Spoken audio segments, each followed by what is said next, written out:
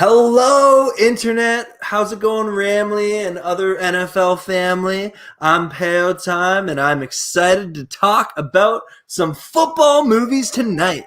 Uh, we're going to welcome in first 49ers First Take. Excited to have him here. But I encourage anyone listening on the rewatch or watching with us live, please hit that like button and subscribe, all that jazz. And we're going to have fun talking about some movies tonight. But before we get to it, let me play this cool little intro. Here we go.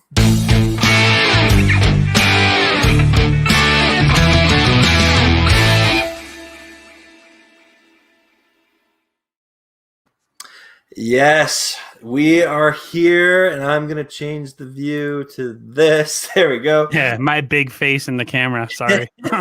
Yeah, no worries. Welcome, 49ers First Take. Aaron is here with us today. I did a stream a couple weeks ago over on his channel. He is a 49ers fan. I'm a Rams fan. But tonight, we're going to celebrate our love for football movies. And I'm excited to talk with you. But Aaron, how's it going, man? Not bad. Been back to work for about a month now, and my body's finally getting used to it. Looking forward to football starting in about another 3 weeks, or training camp. And some of, our live streams, all of us that do content, we can actually have stuff to start talking about instead of kind of rehashing and rewinding the same stuff, because it's getting a little monotonous. My channel, I've kind of hit a little bit of like a dead period because there's nothing really to report. You get your little snippets of like, hey, the Niners thinking of N'Keal Harry or this or that, but other than that, it's pretty much nothing. So I'm looking forward to getting some stuff, whether good or bad, hopefully good, where I can start to kind of like, talk about new things. So I definitely identify with everything you just said. And unfortunately, I don't have any, unless we want to talk about how the 49ers coach openly admitted to wanting the Rams quarterback. We could touch on that later. Yeah. But it's pretty evident that like from now that the Niners, were heavily interested. Mm-hmm. There was a lot of reports that they weren't. There was a guy that I've interviewed on my channel named Javier Vega.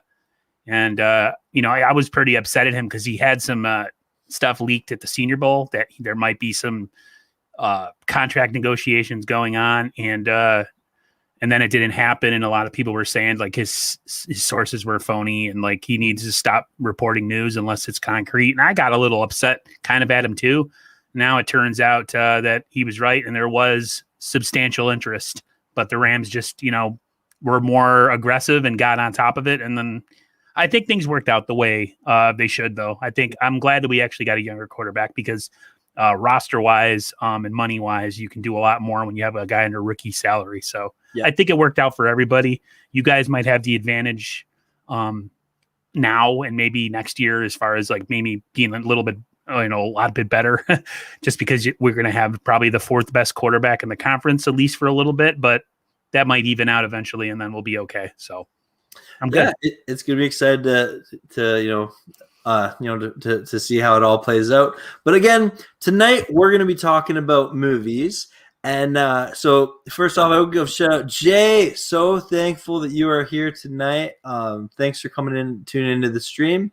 And anyone else watching, we want to know, what are some of your favorite football movies? I have asked Aaron to come up with 5, and then I have somehow settled on 5, and it was hard because there's a lot of good football movies out there.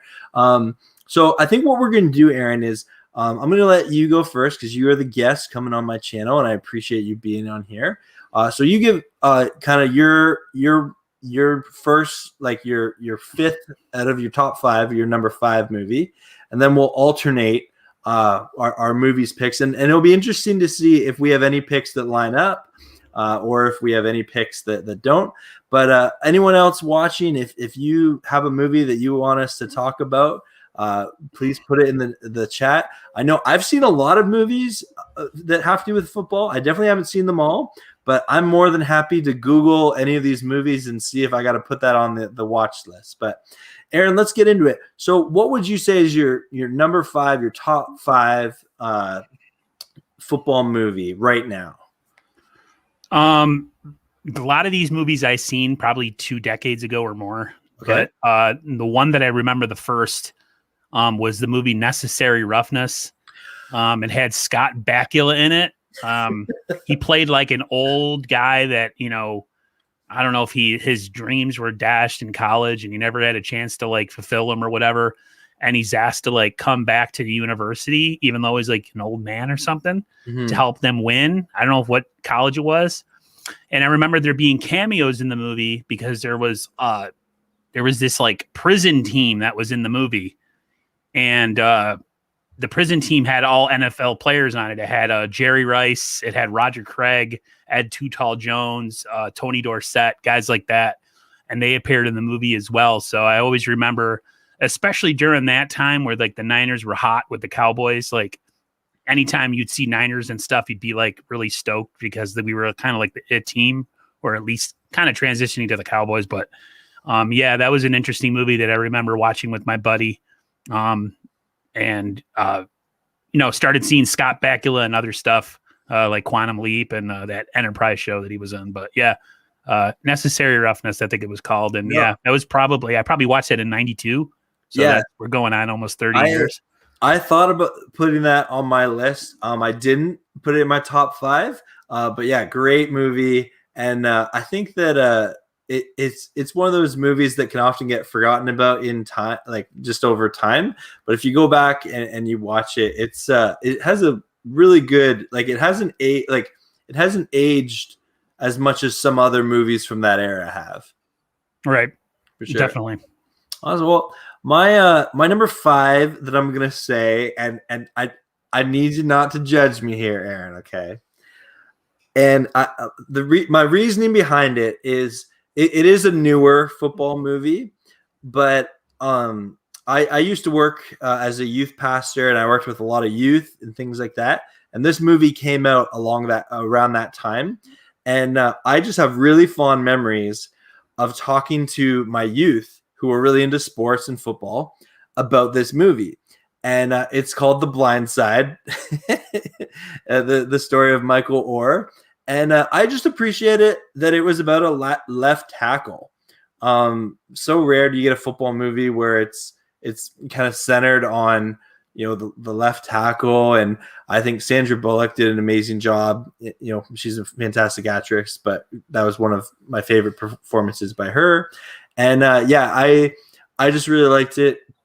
It tackled some pretty deep issues from like college recruiting perspectives, and like it's by no means is it like the deepest football movie, but it's a well done movie, highly entertaining. And have you seen The Blind Side?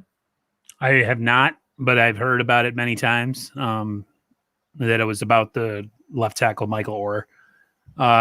There's so many movies. Some catch my interest. Mm-hmm. It's not that it didn't. Everyone was going through the superhero phase the last probably 10 years. Yeah. Or Star Wars. So those are kind of I'm more of like a sci-fi, fantasy type person. Yeah. So like, yeah, but like if somebody put that on in front of me and it was like on for free, I would probably watch it. But yeah, I know of the movie. I just never watched it. Yeah, no, that's cool. Well, I would encourage you.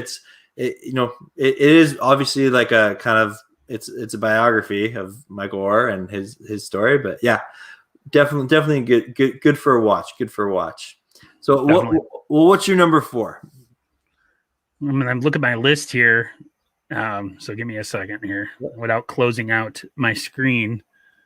Well, number 4 is Rudy, of course. Okay. Being that I'm a Joe Montana guy, Joe Montana has actually kind of knocked this movie a little bit because it's not accurate. The whole scene where they're putting their jerseys down on the desks, refusing to play until Rudy's put in the game type thing. Mm-hmm. Montana said that never happened. I think that was his rookie year there. But yeah, just the whole thing of like a guy being undersized, small, and getting his final play of his college career, getting in and getting a sack. Yeah. And the music in it is great. I always love the Rudy theme music. It gives me goosebumps, even though like the movie is pretty much like a lead up to like one play. The Rudy music is always like super kind of like I don't know, emotional. It pulls on the heartstrings a little bit. So yeah, Rudy was it. Again, I watched a lot of those movies with one of my neighbors. Me and one of my neighbors, we were big into like playing backyard football in like the early 90s. All the guys in the neighborhood, we'd play like 3 games a day. And me and him would go in and watch like football videos, like the 49ers 1989 yearbook, the year that they beat Denver 55-10. Like he used to get all these like video yearbooks or like documentaries, the 100 greatest touchdowns, stuff like that. We'd sit there and watch them, or we'd watch Rudy or Necessary Roughness. So it was, yeah, good times. It brings you back to a time of my life without worries. You know what I mean? Yep. I can definitely identify with that. Rudy was actually my number 3, but for this purposes, I'll bring it to my number 4. And I just want to say, so I work in the university admissions world, and for someone to get denied from a school 3 times, like the football part of Rudy is fantastic, and I love it. But I also appreciate the like education side of it, of like he came from a kind of blue collar, like working class family. And like this guy, he got a university degree. And even though like he definitely had his struggles to get that university degree, and his work ethic just is probably one of the most inspiring parts of that movie. That he experienced so much denial, and I think when you see a lot of people, when they get denied from a school, they try to go to a different school, right? Right. The fact that he was so committed to being a Fighting Irish, he just like there was something just inspirational about that, and so I really appreciate that aspect of Rudy, but also I think of like the way that they kind of gave a window into a college program of like, okay, you have your top recruits, and then like your walk-ons, right? And that, like, growing up in Canada, we like football is not the same here as it is in the States. So it was cool to kind of get a little window into that world. And yeah, I just think it's awesome that despite all odds, Rudy got in the game, made a sack. But that's interesting. I didn't know that about the jersey scene being made up, but that sounds like something Hollywood would make up. Yeah, Joe Montana has been adamant about it. He kind of makes fun of the movie a little bit, which is weird because, Joe Montana doesn't say a whole lot of stuff since he's retired, and then he comes out with that one. But I've read the interview a couple times saying he's pretty much saying like, yeah, that scene, that didn't happen.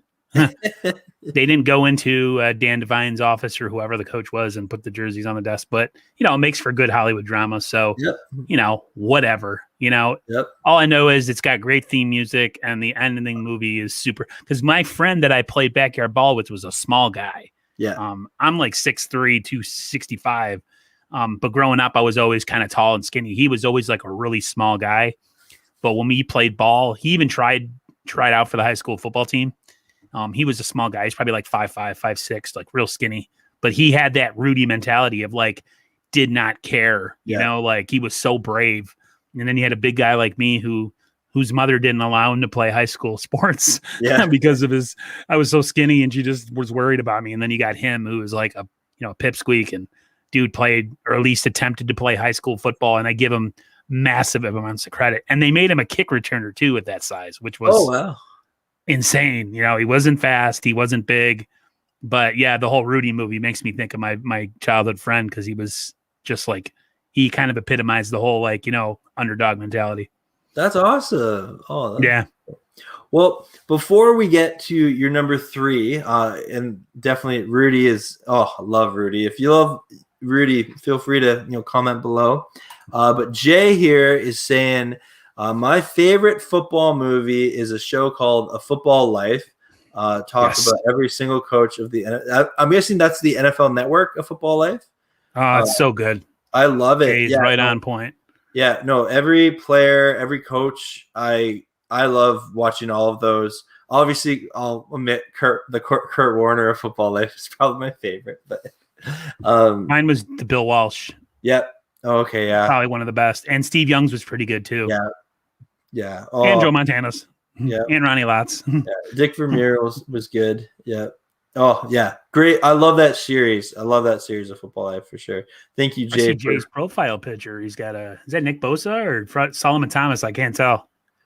I think it's a 90. I'm not sure. Jay, if you What up, here, yeah. fellow Niner fan?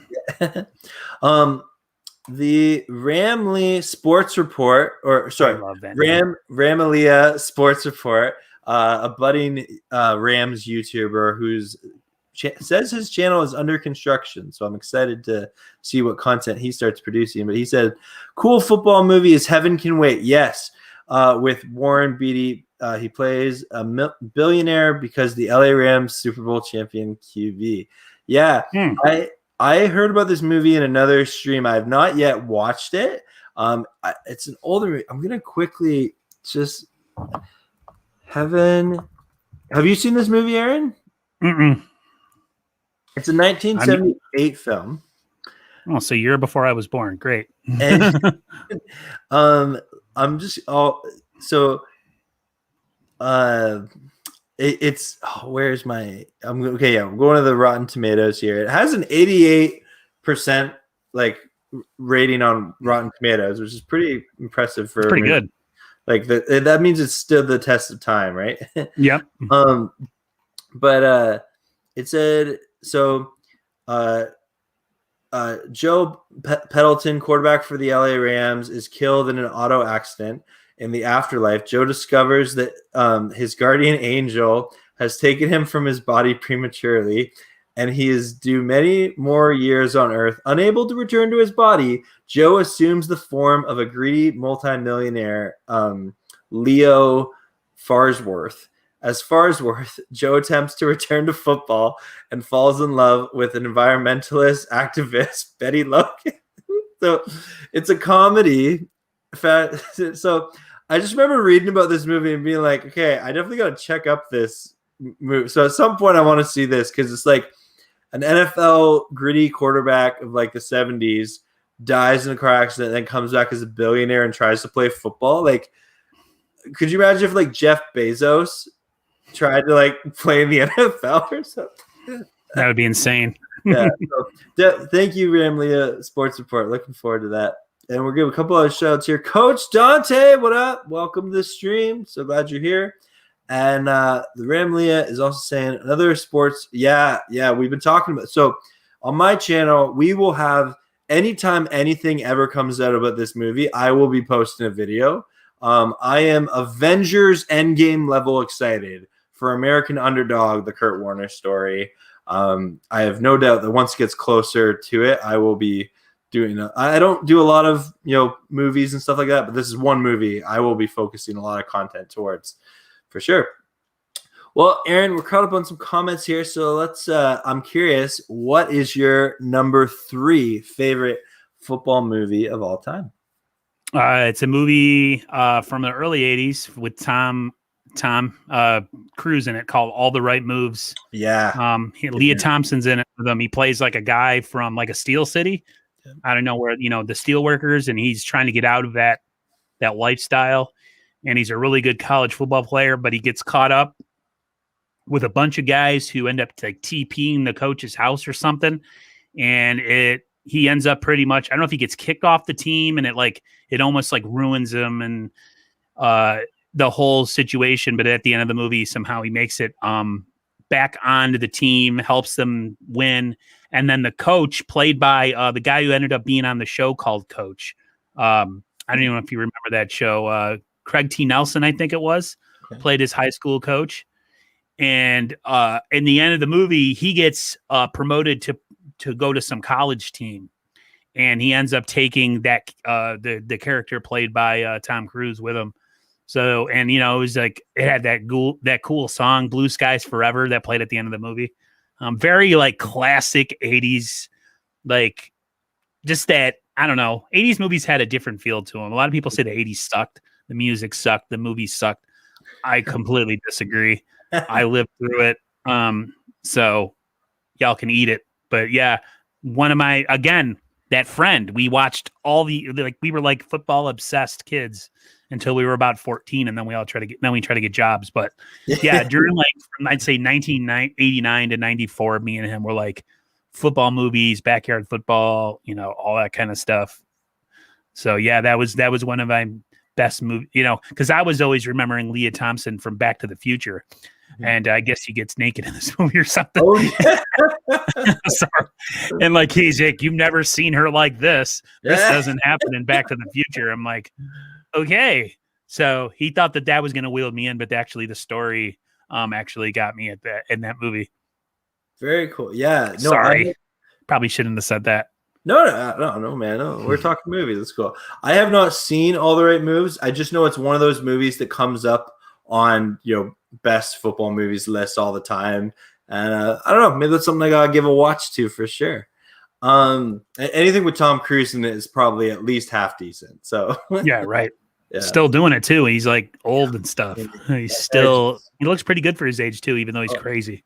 Yeah, he's like 60 something now. Yeah, looks good. That guy. My number 3 that I'm gonna go with here is Remember the Titans, the 2000 movie.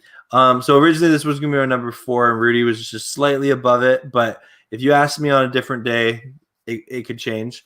But if I ever have to do a top 5, Remember the Titans is always going to be on it. I love just sports movies with racial tension in it. Yes. That tackle themes of diversity and just unity, and really like I think it does such a good job of encompassing like sports brings people together. It goes across political lines, it goes across religion, everything and ultimately like sports can bring people together. And I just thought that Remember the Titans did a fantastic job of showcasing that, because I forget what the era exactly. I think I want to say the 70s, but it was William McKinley High. It's one of the first schools in West Virginia to integrate black and white students together as a high school, and there's some politics in regards to the staffing of the school and the coaching of the school, and so then you have the politics of Coach Boom come in play, and he has his own system, and the players go away to training camp, and there's the antics that go on there, and just some really powerful quotable speeches from this movie. And I love the message of the movie. I love the football in the movie. I love the soundtrack of the movie. And I love the characters of the movie. It was just a well-done movie based on a true It's actually story. my number 2. That's actually my number 2. Oh, okay. Yeah. Because I'm really shocked at how well this. Like, I probably watch this movie like once every 2 years still, because it's just so rewatchable. And I'm always amazed that every time I rewatch Remember the Titans, I take something new away from it every time. Like it's one of those movies. And before this stream today on my lunch break at work, I was like, you know what? I'm just gonna watch a couple of like the speeches, and I rewatched the one where the ref is like intentionally like throwing flags, so like he was paid off, and the defensive coordinator, why his name's escaping me now, coach someone, but he comes over and tells him, hey, like, you better call this game fair. I'll have every last one of you thrown in jail. And then he goes over to his players, and Petey is like, he's calling me for holding every time. And then so he goes away, and then he's like, all right, forget about him. And then he gives the speech of like, make sure they remember the night they played the Titans. And I don't have a good Southern accent to do that line justice, but I love that movie. But yeah, please tell me your experience with Remember the Titans.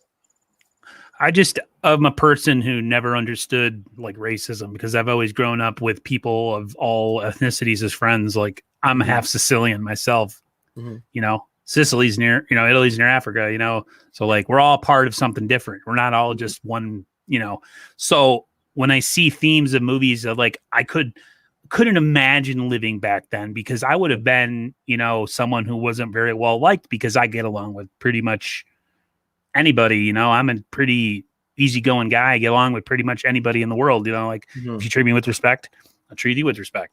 Race doesn't matter. Religion, gender doesn't matter. I get along with everybody.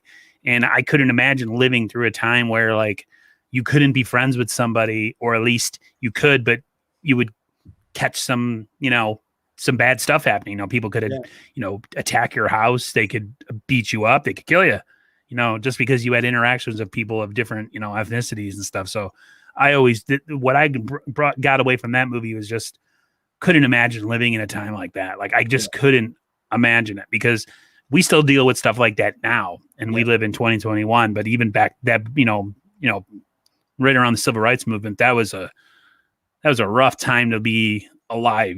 My dad lived during the riots of '68, I think it was, and there was some stuff that happened around where I live. Like I said, it would have been tough to live back then, knowing that I get along with everybody, and football, of course, is like the greatest sport ever. So you mix those two things together, and it makes a really captivating piece of cinema. You know what I mean? It could have easily been number one, but I think the number one movie I have on my list is kind of just fits number one. Yeah. Just like coming. Tommy is saying, why is CG a little blurry? I'm saying CG, homeboy. This is Aaron. Maybe I'm a little blurry on mine. I don't know. You look good to me, but I'm gonna pull the old look at my own stream on my phone to see how it looks. You call me CG. I don't look like CG, man. Yeah, I was streaming with CG the other night, and he definitely looks different than you. Yeah, no, you look good, man. I'm watching my own stream. I can only get 720p though in here. Is that the setting you have for your stream? Yeah, that's. I think StreamYard only lets you do that. I think that's kind of one of the things about it. The stream within the stream. Anyway, we got a couple. It might be the background light. Oh, that could be it. Maybe, I don't know. But Tommy, we appreciate you coming in and keeping us accountable because we dropping truth bombs as always. Yeah, we're striving for quality. But Tommy, I want to know what's one of your favorite football movies? And we have another one here from Joel. Welcome to the stream. So glad you're here. And he said, "Show me any football movie. I'll show you an all-time movie speech." Yeah, remember the Titans? Yeah, we were just talking about that. Any given Sunday. Oh yeah, I love it. Friday Night Slice, the list is endless. Yeah, you could go on forever with football movies. I love all those movies, Joel. Oh, I'm actually going to adjust my blinds in the background so that maybe that blur will go away. I'll be right back. Yeah, single screen for a sec here. Yeah, no, oh man, Any Given Sunday. I didn't make it part of my top 5, but it was one of those movies that could easily, if you ask me on another day, it could be up there. Friday Night Lights, I feel like people don't talk about the movie Friday Night Lights because the show was so good. Like, and it was a really good show. But yeah, the movie I enjoyed also. Remember the Titans? We were just talking about that. Oh, just such a good movie. Oh, yeah. Love it. I love it. All right, I'm back. You're back? All right, we'll bring you in here. Back. And no worries, Tommy. He sounds a little off his rocker. Rudy and the Longest. Oh, I didn't even think about the Longest Yard. Yeah, original and Adam Sandler version. Love them both. Love the Mean Machine. Have you seen The Longest Yard, Aaron? I've seen bits and pieces of it. I know Stone Cold Steve Austin, Goldberg, all those WWE guys are in there. Yeah, I was a big wrestling fan, especially in the late '90s. So anytime you see movies with like ex wrestlers in it, you got to watch them. But yeah, I've seen a lot of, like I said, I've gone through an era from probably, I say, the mid 2000s till now where like I was into like the Transformer movies, and I'm an older guy, but I like anything that kind of reflects me back to the 80s. So like I was into Transformer movies, nice. Or, Man of Steel, BVS. I'm a big DC guy. I know DC sucks, but whatever. Nice. But so I'm one of those, like a lot of the movies I've watched, I'd say in the last 15 years have all been like of that variety, and all the ones that I watch probably from like say 1990 to 2001, maybe, were all the ones that we've just been discussing. You know what I mean? Yeah. Yeah. No, I love it. I love talking movies here. We got a couple more The comments. Little Giants movie. Oh, I remember that movie. Yeah, love the Little Giants from Joel. That's what was their team? Was it like the Mud Hogs or something? It was like the funniest team name. No. They taught the kid to catch with toilet paper. Yeah, remember? yeah. That was like my brother. He couldn't catch when he was a kid. Tommy in here, he's saying Hoosiers, but he acknowledges, sorry, that's a basketball movie. Yeah, no worry. We're talking football here, Tommy. Come on, man. And then he's also saying, is School Ties a football movie? I haven't seen School Ties. Have you? Why does that sound familiar? Looking it up. We're looking it up. School Ties, 1992 film. Thank you, Google. It's saying it was filmed in Massachusetts. It's cool. I forget the movie School Ties. There's some.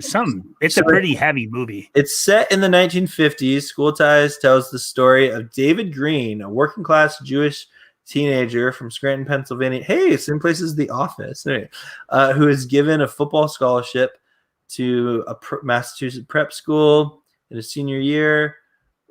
Upon revival, teammates. So it looks like, okay, so he's like a smaller guy, and then there's the big men on campus, the most well-known popular students from a well-to-do family, learns of the school's cherished honor code system. Soon learning that his new friends are prejudiced against Jews, he suppresses his background. And so I won't read this whole thing here, but the one thing it does say is David becomes the team hero and wins the attentions of the beautiful debutante Sally Wheeler, who Dylan claims as his girlfriend. In the afterglow of a victory over the school's chief rival, Dylan inadvertently discovers that David is Jewish. Out of jealousy, Dylan makes this widely known, causing Sally and his teammates to turn against David. Okay, so yeah, lots of drama. I have not seen this movie, Tommy, but I never watched it, but I've heard of it. It was definitely like like racial undertones, but instead of it, being more of a Jewish than African American. That's Tommy saying Matt Damon is in it. Brandon Fraser, interesting. Okay, yeah. And then she was in Crybaby with Donnie. Great film. Okay, well, thanks, Tommy, for the recommendation. I'll check it out. Jake M, welcome to the stream. So glad you're here. Thanks for stopping by. He's saying, I think I'm going to say Rudy is my favorite. Yeah, we were talking about Rudy earlier. It's, that's just such a classic film. Such a classic film. So, but Aaron, we were about to go to your number 2, which you said was Remember the Titans. And so I had just given my number 3. Before we get to your number 1, are you okay if I give my number 2? Mm-hmm. I am going to say my number 2 favorite movie is We Are Marshall. I never watched it, but I know what it's about. Yeah, it's intense. It is intense. We Are Marshall, about the school that their entire team, except for like 2 players, died in a plane crash, and then they hire this new coach, and it's years upon years upon years before they ever win a game. And like, I think it's what I appreciate about it as a movie is it shows like how life really is deeper than football.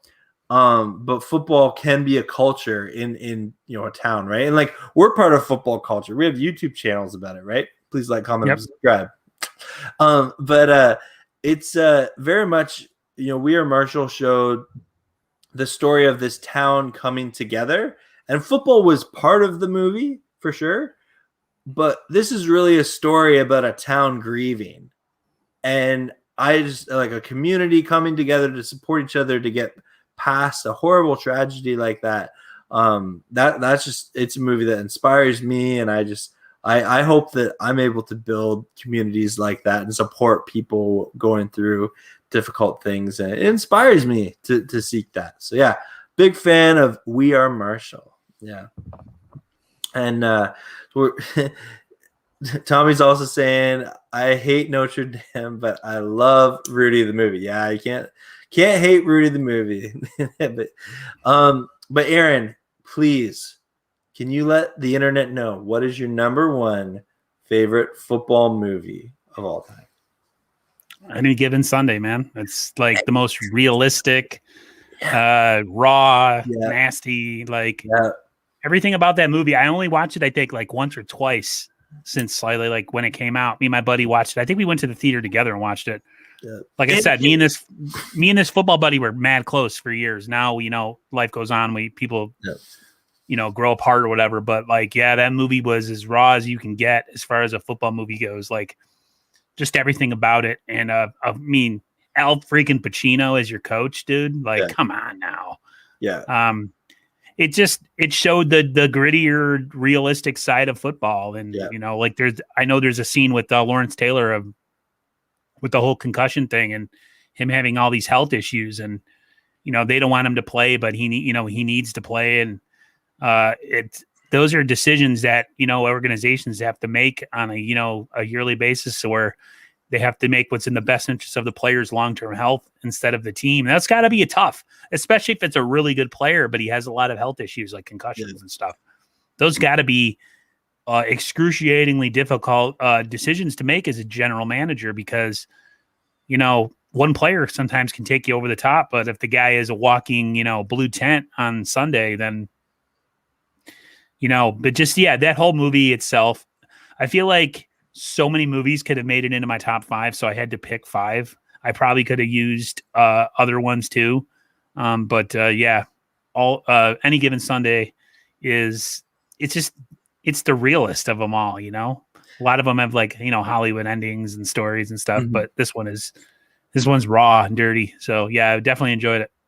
I debated putting Any Given Sunday in my top 5, but a part of me was like, I feel like Aaron's going to pick it. And so just to give it, I left it out intentionally, but it easily could have been in my top 5 as so many others could have been. But yeah, Any Given Sunday, I just like it has everything you want. Good football, good characters. As you say, like the grittiness of it. And to be honest, like even it deals with themes of like getting old and also like taking advantage of your potential while you're young. Right. And really, really big fan of it. And I see here, Joel has a comment here, and Joel actually alludes to what I'm going to call my number 1 movie on this list, The Replacements. But Joel, thank you so much for this comment. He said, sneakily deep movie, The Replacements. Kiana with the speech about quicksand, Gene with athletes dreaming of a second chance, and the dance routine top notch. Yeah, so I'm actually putting that as my number 1 movie, and I'll tell you why. This movie is hilarious. Like it's obviously a fictional movie. Apparently Keanu Reeves actually was granted a tryout with the Baltimore Ravens after this movie, because he was just so obsessed with learning how to throw a football well, and like he played Shane Falco, the quarterback, and they had like John Madden in it. And like, I love this movie because it felt real, even though the whole time you knew this was ridiculous. And like the bar fight scene is hilarious where like they have the British kicker, like kicking guys in the face. It's pure hysteria. But I loved it. I loved it. And The Replacements, definitely one of my favorites. And I would give a small shout out to a movie that came out around the same time called Second String, that was about the Buffalo Bills, and their entire like starting like lineup gets like food poisoning or something. So it had like a similar premise, but it also was a fantastic movie. And like they get this washed up college quarterback named like Dan Heller, and they're always like, give him hell, Heller. And it was another comedy, like football comedy movie, but they actually used like the Buffalo Bills in it. And another sneakily good movie, but I would put Replacement as the better movie for sure. Sorry for the sirens. Oh, no worries. They're probably coming after us because they just know like it's such a good stream. We got to come in. It's so raw here. We're breaking rules here. Yeah. We got a couple of comments here. Tommy you saw the replacements in theaters, Tommy. That is cool. I would love to see that in theaters. Tommy Huxley, how old are you? You're like my age, right? Like 41, 42, 43. I know he's right around my age. We're pretty close in age. Okay. I got to welcome in a very important subscriber to my channel. I'm a huge, huge fan of him. He helps me out. He sends me some like Rams stuff from the deep parts of the internet that I do not have access to. North Dallas 40, welcome to the stream. So glad you're here. And I'm going to just take a moment. Aaron, I told you this ahead of time. North Dallas 40 challenged me a couple weeks ago to watch the movie North Dallas 40, which I had not actually seen. But before we talk about that, because I did watch it this morning, and it was great. But he says Horse Feathers, the Marx Brothers, my second favorite football movie. I have not seen that movie. Have you seen that one, Aaron? So North Dallas 40. I'm sorry, I can't talk about Horse Feathers. However, I can talk about your favorite movie, North Dallas 40, which you obviously love because it's your YouTube handle. A great name for a movie that I haven't seen, but that's a great YouTube name. It's a fantastic YouTube name, and I had no idea that it was a movie until he told me about it. But so get this.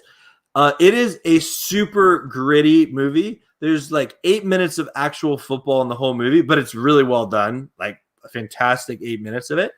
And it's a movie. It's about like a quarterback and like a wide receiver, and they have like it explores a lot of the themes of like the business side of the NFL with the like passionate like love of the game.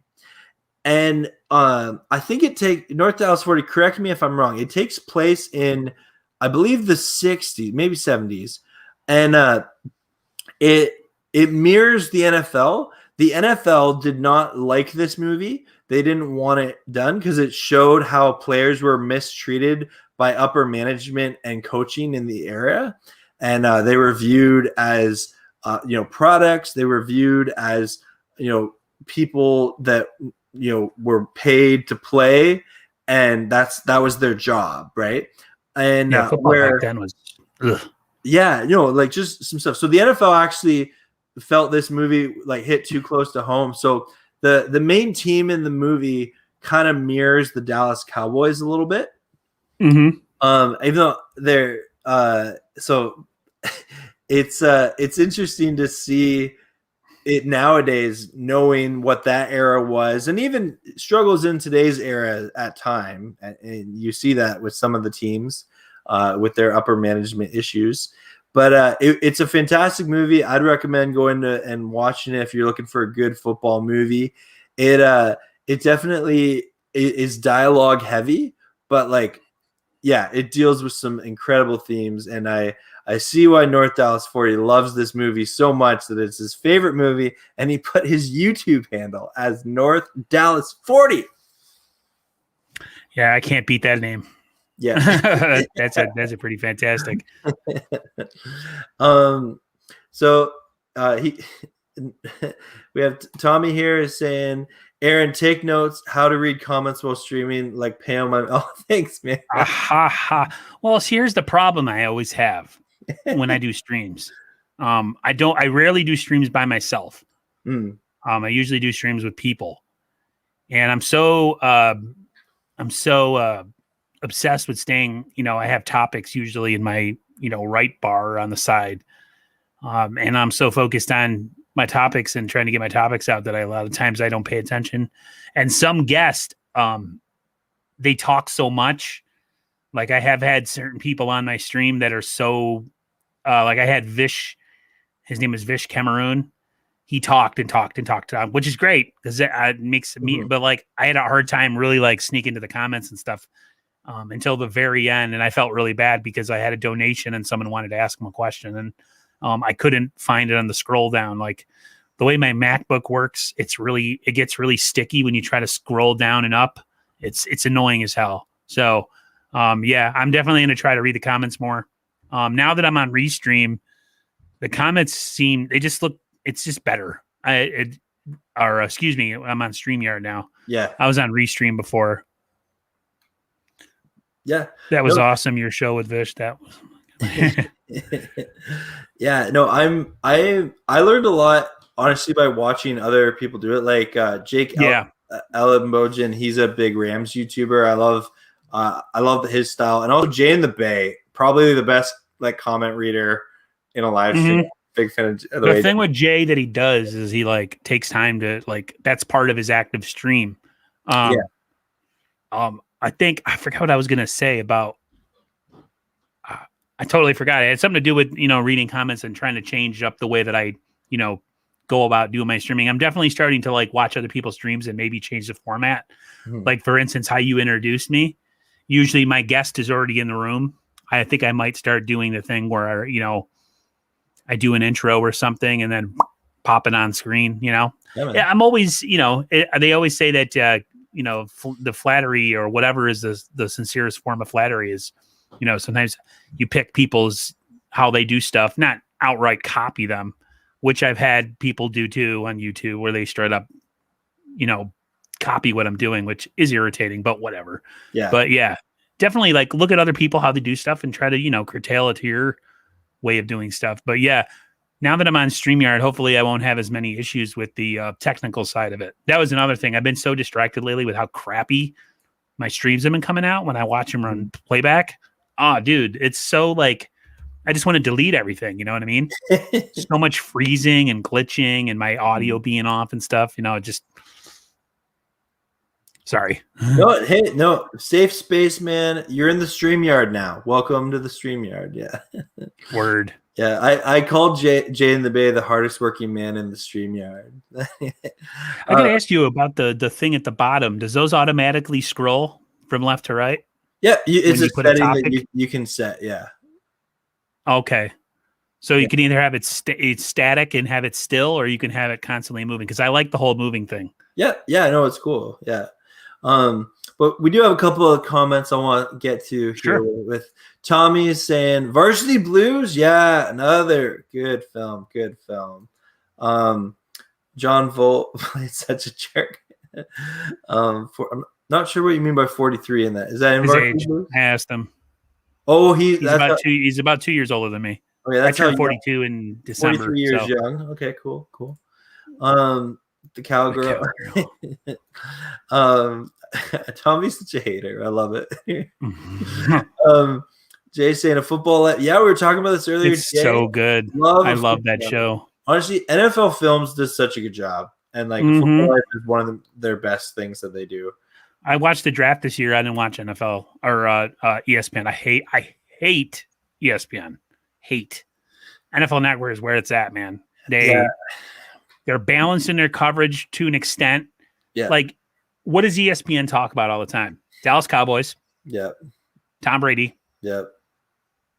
Dallas Cowboys, Tom Brady. Like they follow the same. It's they sprinkle and then if they Patriots and Steelers. Yeah. Yep. Yeah. And if the Niners are talking about him, during the year we were doing really well, all Steve and I could talk about is how bad Jimmy was. It was just like, I'm not even gonna watch it. Yeah, no, yeah. Peter Gent wrote movie. Not sure what you're talking. Oh, yes. Sorry. Okay, I forgot to mention this about North Dallas 40, the movie. Peter Gent, who is a former cowboy, he actually wrote the movie, and that's why it's so real for its era. So again, another shout out to North Dallas 40, the subscriber, but also the movie. Nice. Jay is saying, Tommy Huxley, we should call the Cowboys the trash ball. The poop boys? Oh, how old are we? I have I have this Moof series where I'm interviewing one fan from every NFL team, and I have the Cowboys coming up.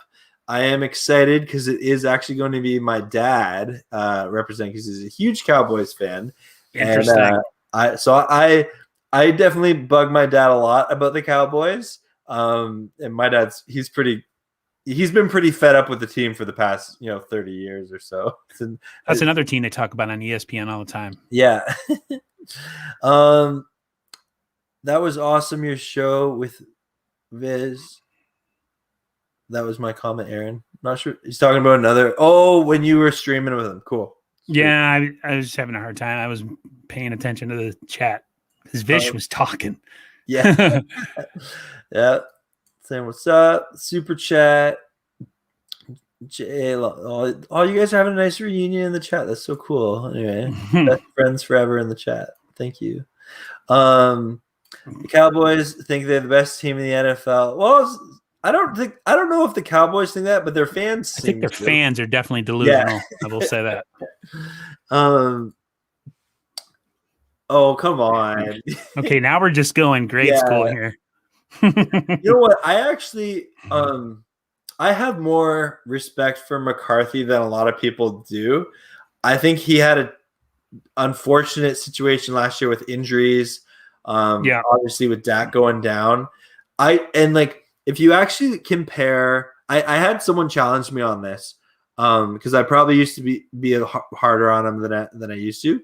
But if you actually compare him coaching last year with the Cowboys, then like the last couple of years that he was in Green Bay, Mike McCarthy actually seemed to do a better job being a coach because he didn't have Aaron Rodgers to just give control of the offense to, right?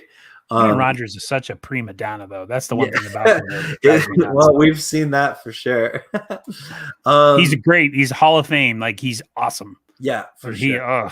I couldn't deal with that guy. He'd be a headache to me. Yeah. Tommy's saying CBS is trash too, Aaron. Yeah, any of those corporate things. I feel like the NFL is really balancing like professionalism and like broadcasting like analysis with like the fan experience. And I can appreciate a lot of what NFL Network does. And Natalie, this is my neighbor. Wow, she's tuned into my stream. Thank you, Natalie. She's saying my favorite football movie is We Are Marshall. Yeah, we were talking about that earlier. That was one of my top 5, Natalie. Thank you so much for tuning in. No, I don't know if you heard that. No freaking way. That's awesome. Yeah, no, like we live in a duplex, and so Natalie lives upstairs with Joel, and then I live in a basement apartment. But yeah, that's awesome. That's awesome. Speaking of basements, mine's leaking from the rainstorm today. This is crazy. Jay's saying, Tommy, Cowboys fans still troll us about the Charlie Haley trade. Charles Haley, yeah. It was the dumbest trade we ever made.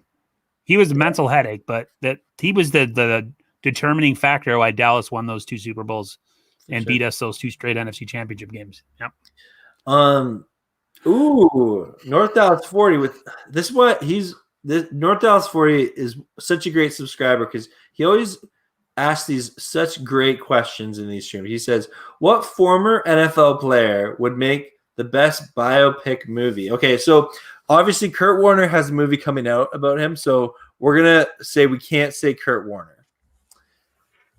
There's some good ones. I know it's already been done on television, but O.J. Simpson, a movie that covers his playing career, but starts to also cover his, marital issues with Nicole Brown, and then the murder, of course, like something done really well, like high budget.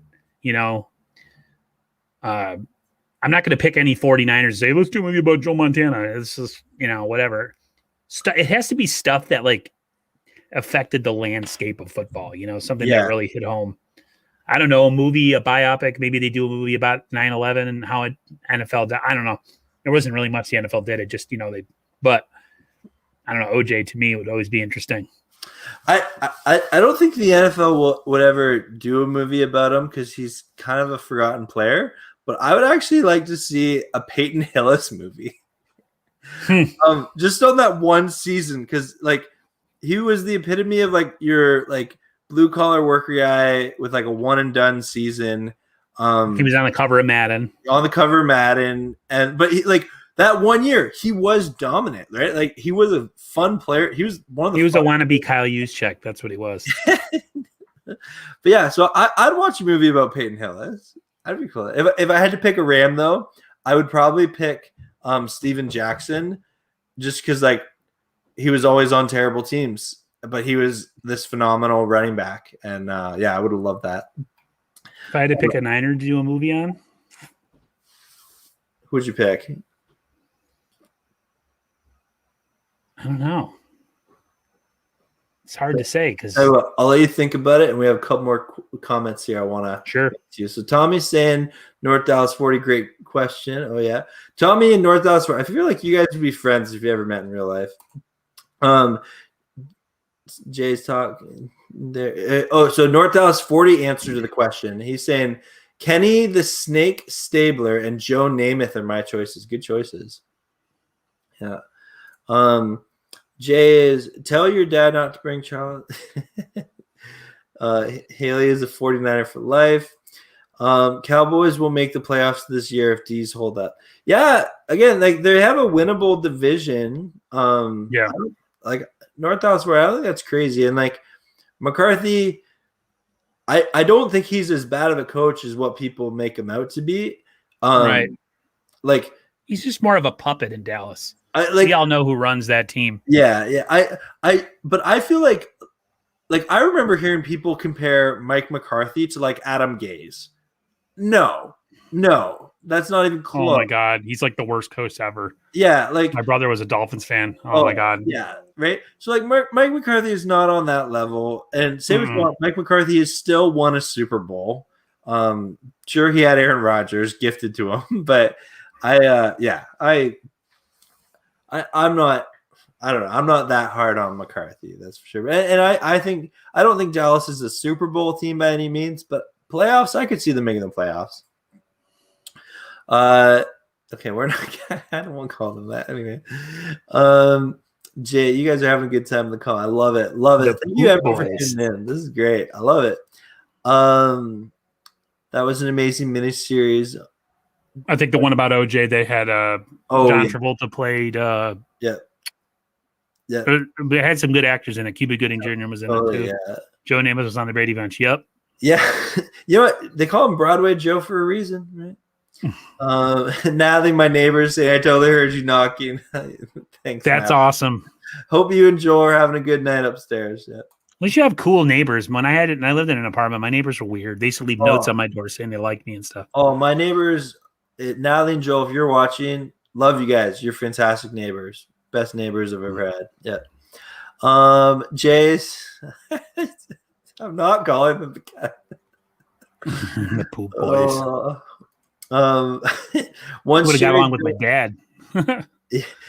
Tommy, once Jerry Jones dies, the Cowboys will make the NFC champ. Yeah.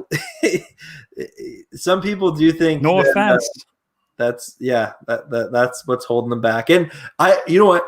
I've heard the argument from Cowboys fans that are like more rationally kind of thinking, and they're like, if Jerry Jones would literally just hire like an actual general manager and not run it like a family business, he would have candidates everyone would want that job. Like if he was actually like a hands-off owner, because the Dallas Cowboys have that reputation that come with them. If you look at anyone who's coached or been quarterback or played for the Dallas Cowboys, life after their time with the Cowboys, like you can get into broadcasting, you can get into coaching. Like there's tons of different aspects that just being on the Cowboys opens up. And if Jerry Jones was ever willing to let go, but credit to him, he owns the team and he wants to do it. Okay, let him do it, right? Like McFlurry Jones. Is that who you would pick as your movie? I can't say I know a lot about McFlurry Jones. Was he a Niner? No. Okay, well, I'd watch that movie too. If it's a football movie, I'd watch it. Have you watched? Yeah, Rams fan TY. Thanks for coming on in. Glad you're here. Yeah, we talked about Longest Yard earlier. both the original and the Adam Sandler version. The original, I think, probably is a better movie, but I think the Adam Sandler version is maybe a little bit funnier just because it's Adam Sandler and like Michael Irvin's in the movie. And yeah, it's great. Love both those movies. Jay is saying ESPN is trash. Yeah. Yep. They pretend they like, yeah. You know what? They try to pretend like they're all in on social issues. They're a joke.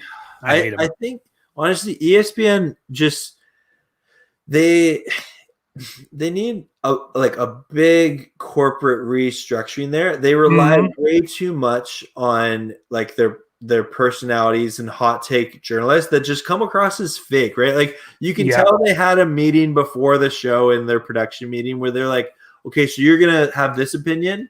Okay, well, I'll have this opinion, and I'll passionately fight about it. And like I think to a degree, sometimes some of their guests can come on and provide some insight. Like I know Pat McAfee's been on there a few times. I actually like Dan Orlovsky is probably the only one on there I enjoy. I hate Orlovsky. You don't like Orlovsky? He screams and yells all the time. Like, why are you yelling?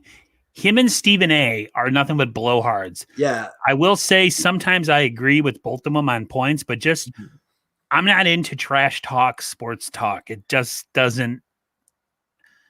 When you've never played a sport, or if you did and you were like trash, like remember when Sean Salisbury was on there? Yep. And all he did was make fun of that one guy that did the reporting. I forget what his name was. Kind of a scraggly looking guy with he was kind of, anyways, these guys had never made it, or if they did, they were horrendous football players. And they have like these passionate takes about, I don't know. Just some people I just think that they don't belong in the broadcasting business. They get some of these ex-athletes who were barely successful and think that they can come on and just give sports takes. And I find it highly infuriating to watch. Can I say one thing? For sure. For people who watch wrestling or used to watch wrestling, WWE, I kind of compare Vince McMahon still being in charge at almost 75 or 76 to Jerry Jones. Unfortunately, the product, whether it be wrestling or football, will be better once, unfortunately, the influence of that person is no longer there. And if that means them passing on, then so be it. I feel like some people are stuck in ways that are like 30 years behind and they're not up with the times. And I think Jerry Jones still being, ahead of the draft and all that stuff. I just think it's time to let it go. And until that happens, I think Dallas is always going to be stuck in this, perpetual cycle. You know what I mean? Cycle of mediocrity. Yep. Jay is saying, what if ESPN actually cared? Yeah, that again, they just need a complete corporate restructure. They're taking a corporate approach to social issues and things like that. And I think it's coming across as insincere. But North Dallas 40 is saying biggest trade in NFL history was Carroll Rosenblum trading the Baltimore Colts to Robert Irsay for the Los Angeles Rams. Rosenblum later drowned his wife, Georgia, and moved the Rams. I don't know all the intricacies about the NFL. I knew the Rams have moved around a lot because they started in Cleveland originally, and then I didn't know about the Colts or something like that. But yeah, they're in LA now, and I'm happy about that. But that's interesting, North Dallas 40. Thank you for the history lesson. Always a pleasure. And Jay's saying, I called Jerry Jones McFlurry Jones. That's what I'm. Oh, I see. Okay. That's fair. I thought this was some mystery player, McFlurry Jones. I'm like, who's that? The biggest steal in NFL draft history was when the Niners drafted Joe Montana. Yeah, that was. I'm sure a lot of teams really wish they could have gotten Montana. The greatest draft pick ever. Yeah, that's definitely for the 49ers. You can make that argument of Jerry Rice, too, that the Niners made him and Jerry Rice two of the best of all time. at their positions. Yeah. Regardless if you hate them or like them. Yeah. As much as I hate Tom Brady, I mean, Mhm. you got to admit, you know what I mean? You got to give props. Yeah. People would say, no, you don't. You don't have to give props. You do. You have to give props. When people are great, you're great, whether you like them or not. Absolutely. And Rams fan TY is saying, have you watched Invincible with Mark Wahlberg in it? Yes. And that movie was almost on my top 5. Love that movie. Have you seen it, Aaron? Invincible? No, but I know what it's about. Yeah. I forget. It was an ex Philadelphia Eagles player. I forget his name. Phil. I gotta look this up because it's an incredible story. Invincible. Jay Mouse says Joe Montana's the GOAT. I know, brother. I still think he is too, but I can't say it out loud because I get attacked all the time. Let's see here. Yeah. Vince Pacelli. A struggling 30-year-old man is devastated to find out his wife has filed for divorce. However, his life completely changes when he joins the Philadelphia Eagles. Because, yeah, the Eagles were so bad. They had, like, open tryouts. And he was the one player that he came in on special teams, and he contributed. And, love Invincible. Mark Wahlberg is a sneaky good actor. Yeah, absolutely. Jay is saying Stephen A. is so funny when he was like, so okay, honestly, I really can't watch much Stephen A, especially Max Kellerman. I can't take at all. They're both horrible. They're both horrible. Yeah. Nails on a chalkboard, bro. I actually don't mind Stephen A in interviews on other shows because he's toned down, and I actually do think he knows about like sports. But him on you don't know about UFC though. He got called out by Joe Rogan about it. I thought it was hilarious. I didn't see that, but but like him on First Take, I just can't stand anymore. Like I would rather watch like any other YouTuber out there, like some of these like inexperienced YouTubers that are just trying to like talk about sports because they're passionate about it. I would much rather listen to them and their opinions because it's organic. Stephen A. Smith, yeah, exactly. North Dallas 40 saying Oliver Stone, who wrote Scarface, named Al Pacino's character Tony Montana after Joe Montana, who was his favorite player. Interesting. I've heard that before. I'm telling you, North Dallas 40. I appreciate you so much because you just have this like it's like the well of knowledge. Yeah, no, he's like one of the greatest subscribers to Pay Out Time, and I'm very thankful for it. Yeah, Tommy saying, "What if cat really spelled dog?" What? I'm not sure if that's some sort of joke or something, but Joe Montana is the GOAT. North Dallas 40, yeah, you guys are chatting. I'm telling you, Tommy and North Dallas 40, you guys can be friends. We drafted the GOAT, Joe Montana. We drafted the greatest wide receiver ever to play the game, JRS. Oh, yeah, well, the Rams didn't draft Joe Montana or Jerry Rice. So, yeah. No, just kidding.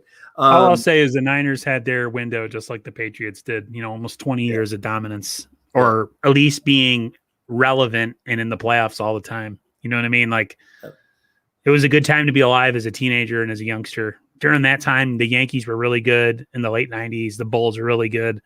For a sports fan in the late 90s, my life was incredible. The Niners were good. Bulls were good. Yankees were good. And now nobody's really good. At least not, on a consistent basis. That's joy. Rams fan TY thanks. Tommy's saying, "Oh, they're talking to each other. That's awesome. Love you guys chatting up." Ray Lewis at 26, not bad at all. Not sure what you mean by that. Are you saying, Joel, you would like to see a movie about Ray Lewis when he was 26? Is that when he had his run-in with the law? I don't know. Ray Lewis would be an interesting movie. How he got away with that murder is beyond me. I would watch a movie about Ray Lewis, though. Yep. Yeah. Me too. Oh, I would also. You know what? Okay, sorry. I'm gonna go on a minute. When we were talking about like football players, we'd like to see a movie of. Let's get like Curtis Painter, like or like what was the guy that played for the Cardinals? Hundley, or no, Finley, Ryan Finley. Like, give me like those quarterbacks that like dreamed of playing in the NFL, came in the NFL, like Nathan Peterman. I'd watch a movie about him.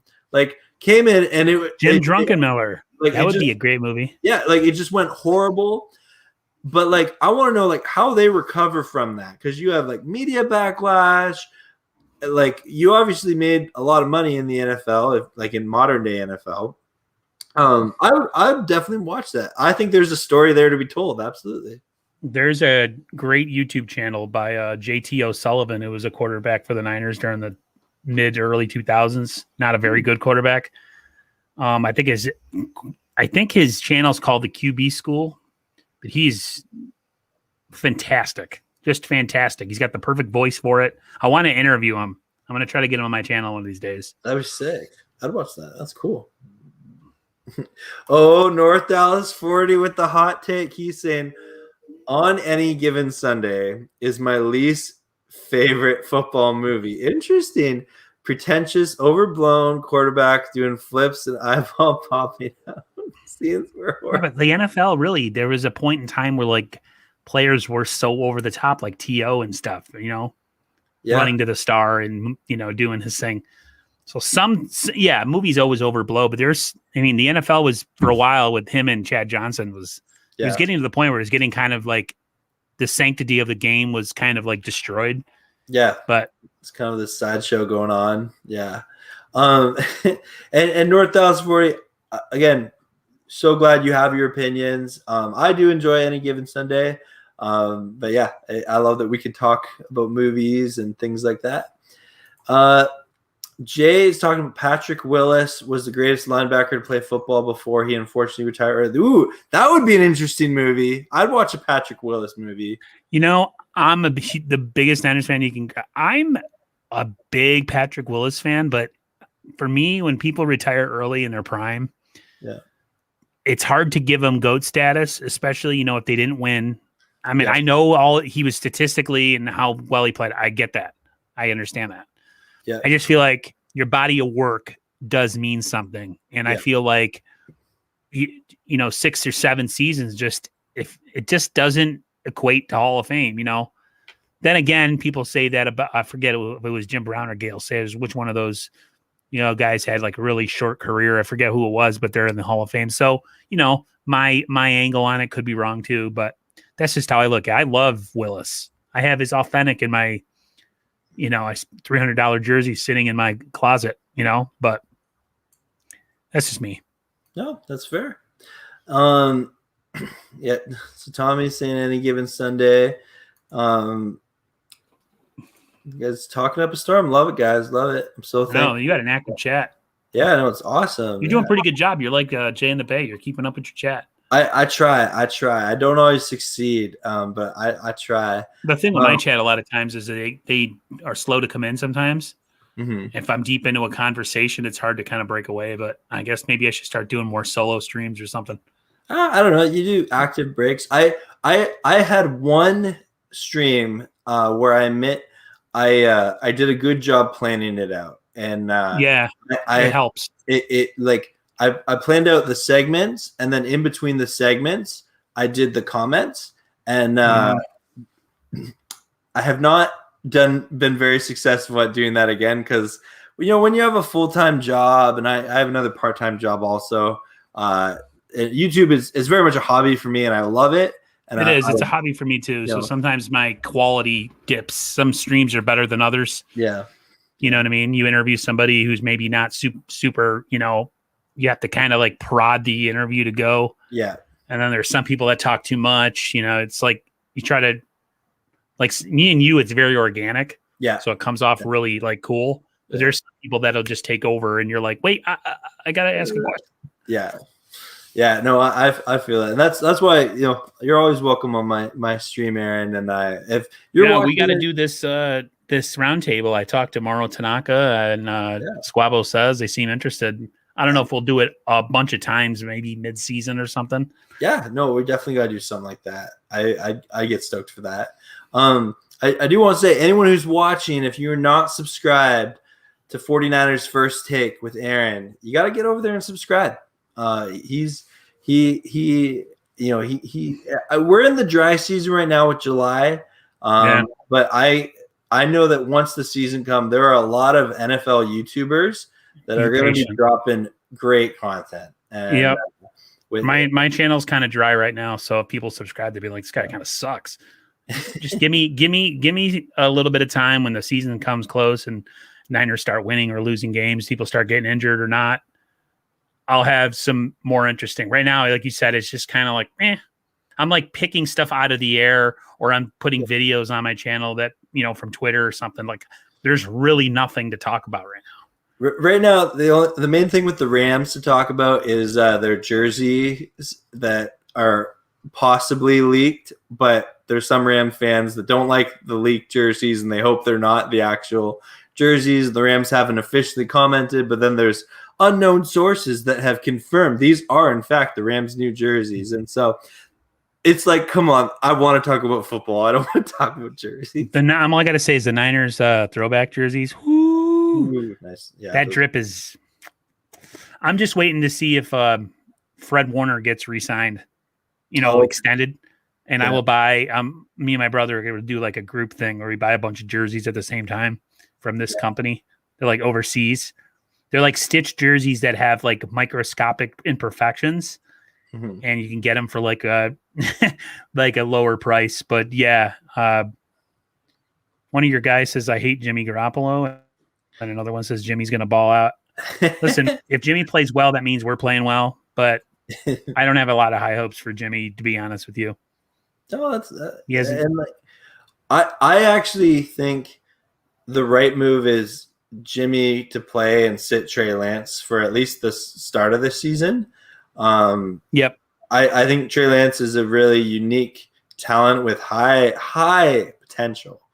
But I think that if you're trying to win this year, which the Niners are, you got to stick with Jimmy to at least start the season. But that's at least you don't have Nick Mullins to back you up, even though he can beat the Rams.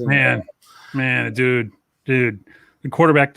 The quarterback room the last 3 or 4 years was so bad. I'm just so happy both Beathard and him are gone. See you later. Bye. So I am seeing now here, Joel was saying drafting Ray Lewis at 26 was a big steal of a draft. So yeah, sorry if there's a bit of delay on the comments. I don't know how to control that. He's Brian fantastic player. Yeah. BY was great. I feel bad that he had that broken leg that one game. Yeah. He got inadvertently hit by Ken Norton. That was gross. Yeah. Jay's saying when the Niners signed the Cowboys, Justin Smith. Yeah. Yeah. Justin Smith was called the Cowboy on the Niners. They signed him as a free agent from the Bengals. When he came to the 49ers, his career took off, especially when Aldon Smith got there. Ooh. Yeah. So Jay is saying Justin Smith was not really good with the Bengals. Bengals can't stand Justin Smith. Yeah, he didn't play very good for them, but he definitely played well for the 49ers. That's for sure. We got to address some here. North Dallas 40 saying, I hope Tutu succeeds with the Rams. Blew it not drafting Creed Humphrey, who was the Chiefs picked up with the following pick. Yeah, that will be something that Rams fans are going to be paying attention to. In the second round of the draft, the Rams' first pick, everyone, I think almost every Rams YouTuber had them picking either a linebacker or a center, and most likely a center. And everyone was excited about Creed Humphrey, who was one of the top centers in the draft. He was there for the Rams to take. And then we take a 5'8" wide receiver in Tutu Atwell. And that was shock to the Ramley. And there was some Ramley counseling that was needed from that pick. And we'll see what happens with that. Yeah, the Niners definitely coveted. I see North Dallas 40 saying the Niners coveted staff. Definitely. Yeah, they did. They wanted the Stafford. But no, I generally am excited to see what Stafford looks like on a good team. Yes. Like, for how many years did Stafford or other players, but Stafford definitely, we were like, like he's so good, but like he's on the Lions, where it's really an experiment of like, okay, take that really good player on a bad team and put him on a good team and see what he does. And I'm really excited to see what Stafford does with it for sure. I said it in the second time in case you missed it. The Justin Smith comment. Oh, yeah, no, we got it, Jay. We got it, Jay. Yeah, I'm sorry if you're experiencing any kind of confusion, but yeah. Well, Aaron, I have been having a blast. This has been awesome. Thank you so much for coming on the stream. I'm kind of reading the room though. It seems like it's a good time to end it. And I would love to just give you the opportunity. And then I'll play my intro to my outro that I played to this. But anyone watching, thank you so much for tuning in to the stream. It means a lot to me. It means a lot to Aaron here. Make sure you go subscribe to 49ers First Take. But Aaron, I'm going to give you the final word, and can you send us off with an epic, football movie speech to anyone watching? Oh, wrong button. My apologies. Oh, add to stream. There we go. I wanted to give you the spotlight. Apparently, I don't know how to do that. Oh, I just removed myself from this. Well, if you guys are 49er fans, any of you who are in here, subscribe to 49ers First Takes. I try to be as up to date on dropping news as possible.